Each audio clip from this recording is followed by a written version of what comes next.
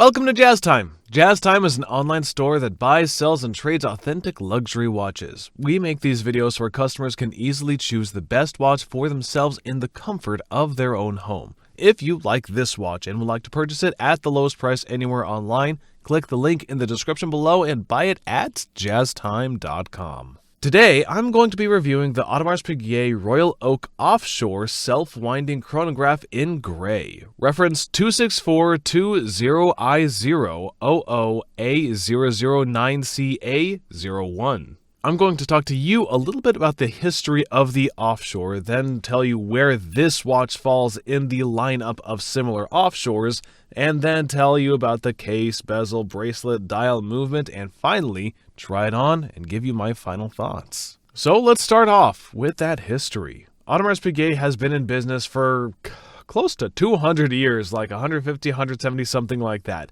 One of the oldest family-owned watch companies, most prestigious in the world. I would say it is well within the top three, being Audemars Piguet, Patek Philippe, and Rolex. Not necessarily in that order, just those are the top three brands. That and Richard Mille are the top four. So AP is definitely up there, and they might even be number one. Who knows? Anyways, that's up for you to decide. So in 1972, Gerald Genta, a very famous designer, came up with the idea of the first luxury sports watch ever created. It's a segment that has since gone on to become a massive segment and has driven watch sales all around the world, and we really have Gerald Genta to thank for this, and Audemars Piguet, because Audemars Piguet is the one that hired Gerald Genta to design this, and they came up with the Royal Oak. It is a slimmer version of what you see here in front of you. Then, around 20 years later, in 1992 or 3, they came up with another version of the Royal Oak, and it was the sportier, beefier, thicker, bigger, stronger, and more hyper version of the already very famous and popular Royal Oak, and that is what you see in front of you, which is the Offshore. So the Offshore is a creation or an offshoot of the Royal Oak, and it's been out since 1993, and now it's been out for about 30 years. It's been quite some time. It's no longer a fresh new collection. It's been out for 30 years, and in those 30 years, it has had a lot of variations. Which brings me to the next topic: where does this specific watch stand in the lineup of similar offshores? Well, let's not go all the way back to 1993. Let's start in the 2000s, around 2010, which is about 15 years ago. Around 15 years ago, AP came out with either a size 42mm, which had circular pushers that are on the upper right-hand corner, or they had a 44mm, which had pushers like this. And they had it all that way until around 2020 or 2021. For about 10 years, they did it like that. And they decided to change the 44mm to 43mm. So what you see in front of you is a model year and when it came out approximately 2020 or 21, and it's a 43. It has had many different changes, and I'm going to go through that when I talk about the specifics of the watch. But basically, this is the final evolution, at least as of 2024, of the Offshore. It has the 43mm case, but it has a bunch of different things and the different variations of this, as you can imagine, in rose gold, titanium, in steel, ceramic, without the ceramic, and diamonds on ceramic and gold, and so on and so forth. You get the picture.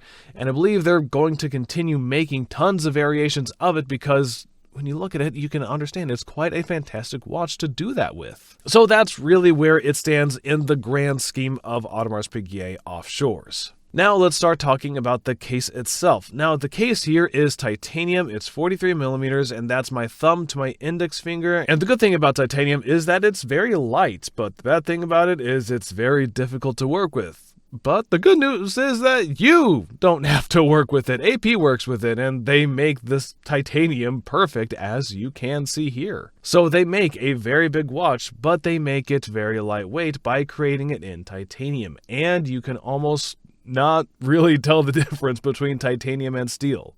Titanium is still a little bit darker, but still, it makes the watch feel much lighter. And believe me, that is an important thing when you are wearing this hunk of metal every day. The gold one is very heavy. Now, what I like about this watch is they kept the theme of the gray. As I just told you, titanium is a very dark metal, or it's a darker metal as opposed to platinum or white gold, which is much brighter. Titanium is darker. And they decided to go along with that and make the rest of the watch all in gray. So as you can see, the strap, the pusher, ceramic bezel, even the dial is all in gray. Now, this watch, by the way, is actually an evolution of the previous 44. They made another 44mm in almost the exact same configuration, except obviously it was 44mm, and then they just adjusted it to what you see here, the 43mm. That is the case. Now, I was going to tell you what is different about this. The case is smaller, which is a good thing, but also you have the pushers that are recessed a little bit, as much more as in the old 44. The old 44 pushers stuck out like crazy. They looked, to be honest, kind of silly. Now they've recessed it down, and when I say recessed, they pushed it closer to the middle of the case to make it feel even smaller. And they've also improved the beveled edges on the case. Before, the beveled edges, which is this beautiful line right here that is high polished, and it was very short, very small before, very thin. Now they made it much more pronounced and bigger, and in my opinion, much better looking. So now, there you have it with the case. Many differences. Now let's move on to the bezel. Now, the bezel is also quite beautiful. It is also one of a kind. There are only 2 watches with a gray bezel on the Offshore collection, and the only one with dark gray. So if you like dark gray, which by the way matches everything and can be worn in many different situations, then you have to go with this one. They also used to make another in 42mm, but I forgot to tell you what that was called, the Ghost. But this one is the 43, and the 42 had circular pushers. We're not talking about that one. This one has these long sort of trapezoidal pushers. In my opinion, this is the superior watch anyways, and it's more expensive. A lot more. Anyways, let's move on to bezel. Going back to the bezel, sorry. As I said, it's in gray ceramic. They don't do a lot of gray ceramics, and this is one of them. It's an octagonal bezel, and they kept it the same bezel from the Royal Oak, and rightfully so, because it's instantly recognizable. Almost anyone who likes watches can recognize this bezel. Now, let's move on underneath to the dial. Now, the dial here, with almost all offshores, not all, but almost all offshores, have this mega tapisserie pattern, which to me just looks like waffles. Very beautiful waffles, but still waffles. It has that design over it, and that has become AP's sort of signature. A lot of companies do different beautiful dials, but not a lot of them try to do this very difficult pattern here. And to me, it makes the watch look more 3D. It has more depth. And I really like it because it shows the intricacies that AP is able to do on a dial. And to me, it looks really good. And I also might add they did the subdials in this beautiful blue, which makes it contrast with the gray. I mean, the gray is a navy blue. It really pops out and makes it look like it has, more than just the all gray. And I think choosing blue, not some crazy color that's going to stick out, but a color that matches the blue counters, really, it just makes it look fantastic. And I might also say that we're talking about the dial of the hour marker and the hands. They're also a bit bigger. On the older version, they were a little bit too skinny, such that you could not really read the time very well. So the hour markers, the minute, the second, and the hour have all been enlarged to make readability much easier. And also, I forgot to say about the placement of the subdials. You see here they're placed at the 3, 6, and 9. Before, I believed they were actually placed at the 6, 9, and 12, which to me looked pretty not good. And I'll tell you why that is when I talk about the movement. Now, let's move on to the bracelet. Now, the bracelet is also redesigned, as I told you earlier in this video. The watch is completely redesigned. There's nothing the same about it. Even the bracelet has been redesigned. Not only can you remove the bracelet or the strap here by simply pressing these two buttons, before you had to use a screw. And not only that, it was a double-sided screw. So when you turn one side, it turns the other, so you had to have a special tool, and it was a real pain to change it. And sometimes you could actually break those double-sided screws, and then you'd really be SOL. You'd have to go back to AP and beg for that tiny little piece, which is going to take, 4 to 6 weeks, plus shipping and handling, and it was ridiculous. But now they finally figured out how to fix that. You simply press these two buttons and you can pull out the strap and change it to whatever you want. And it sits... I really like this on the gray, but I could also use it black. But this gray, since everything else is gray, it just looks really nice. It's flush with the rest of the watch, and it just sits so perfectly. And also, let me tell you about the buckle since we are here. Before the buckle, it was really sharp, and that you could actually cut yourself on it. And I had this watch before, and I wore it. I had cut myself before. And that's actually when I stopped wearing it because, well, I don't want to wear a watch that is going to actually be hazardous to me.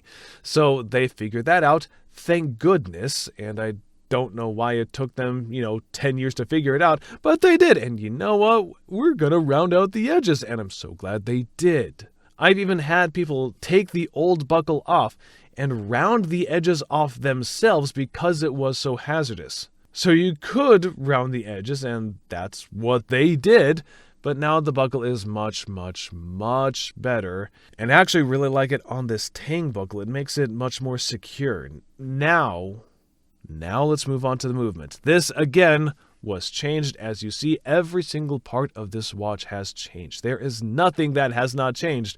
The dial, the bezel, the case, bracelet, movement, especially the movement. Now, the movement is the most difficult part to do. It's not like, let's just round the edges of a buckle. Let's just get the new bezel in here. No, this movement has 381 parts, and it takes a lot of research and development to make this. Before, by the way, I would like to tell you the diameter of the movement in the previous version of the watch was very small. It was like 28 millimeters sitting inside a 44 millimeter watch. Honestly, it just did not look good. Now they figured it out. Okay, let's make the caliber fit the watch. That makes sense. And now the diameter is a 32 fitting inside a 43, which is much more comfortable. And also they've improved upon the look of the movement. Now, as you can see, it has this beautiful rotor. Before, the rotor was not as good looking as it is now. I think it looks really nice. And actually, I understand it looks gray here, but it's actually gold underneath. It's gold, and then they played it with a different color or something like that to match. And also, the power reserve was increased in these. Before, in those old 44s, they had so many problems. They'd always break, and so they've solved that one again. Thank goodness. And in my opinion, it's a really good sports watch. If you compare it to maybe the Patek Aquanaut, it would be its nearest competitor. And I think this one, in terms of quality, build, etc., it beats the Aquanaut hands down. However, though, I will just say the Aquanaut is also a great watch, but this is just superior and exclusive because Patek doesn't want to be known as a sports watch company. They don't make a lot of them. And that's the reason why it sells for way more. But that doesn't mean it's a better watch in terms of build, movement, durability. I think the Offshore easily beats the Aquanaut, just in my personal opinion. But that doesn't mean the Aquanaut's not a great watch. It is still a phenomenal watch. Still from a great brand, but it is less sporty and it's its main competitor, so it's also double the price.